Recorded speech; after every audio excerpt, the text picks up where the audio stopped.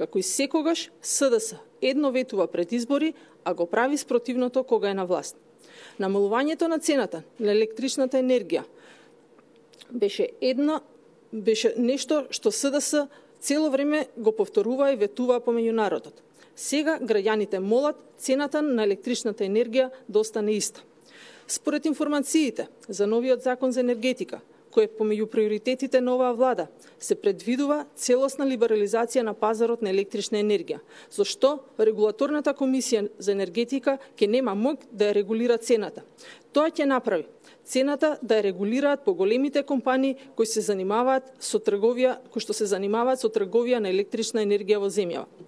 Народот е загрижен дека се повторува сценариото за продажба на ЕСМ, која беше најавено како бомбона бизнис, а се што им донесе беа поскапи сметки за електрична енергија.